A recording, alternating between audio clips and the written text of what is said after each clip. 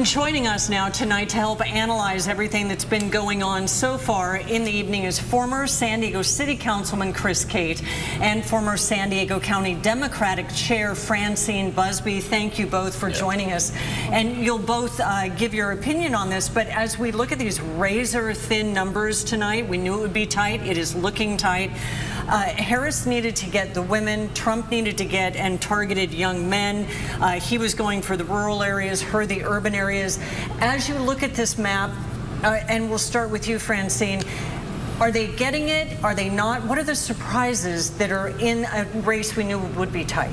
Well, we know it's going to be tight, and that's what we're seeing tonight. But I think the biggest surprise for me was that shock poll from Iowa showed that Harris would win the race, and Iowa's been called already for Trump, and he had a pretty comfortable margin on that. What about you, Chris? I think it's been a turnout game, and whether or not former President Trump could turn out his voters, especially in those rural areas and those folks he's been targeting for the last few months, and making sure that they get to the polls and they vote. You saw that a lot of folks and his supporters were calling to stay in line, make sure that they were doing everything they could to get their votes cast, and it looks like at this point that he's been successful.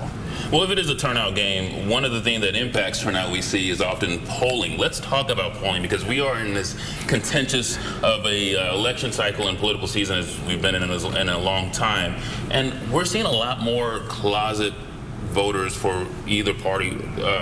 Is it possible to still be able to trust these polls based off of what we're seeing? I think it's been an issue of groupthink, to be honest with you. A lot of pollsters didn't want to call it wrong necessarily. Also, you've seen some polls some data that showed that Democratic men were 16% more likely to answer a poll than a Trump voter. And so you see a lot of, how do you estimate that Trump vote, whether they're some type of closet Republicans or Trump voters who don't want to publicly acknowledge that they were voting for Trump. Testing that for the past 2 presidential cycles has been very difficult for pollsters.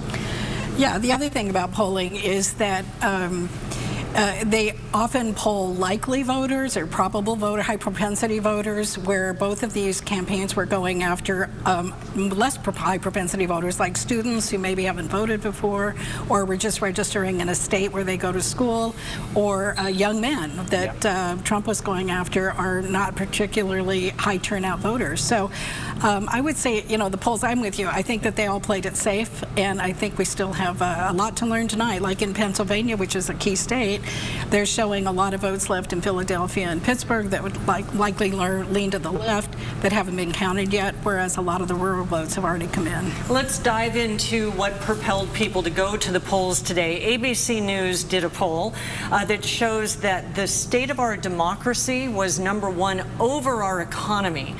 What do you think brought people to the polls in this high voter turnout, and are you surprised by that? I think it was more about those kitchen table issues. It was issues about the economy, inflation, whether or not folks can pay for their groceries or not. I think that actually surpassed more than anything else. I think especially in some of these states where you had even more social issues like abortion on the ballot, I don't think that was a driving factor that people may have estimated or thought that it was going to be.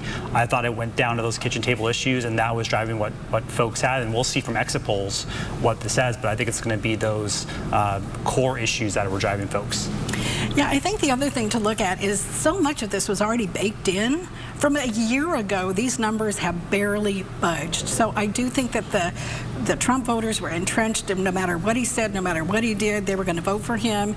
And people who didn't want him were not going to vote for him. And then these other issues, obviously, abortion and the economy and immigration, all these other issues were part of it. But I really think so much of this was entrenched, that it was always going to be close, and that's what we're seeing tonight. Right. Francine Busby and Cate, stay on board. Thank you so much for spending the evening with us, and we'll get back to you. We do have more questions for you as more results come in through the evening. For now, we got to take a quick commercial break.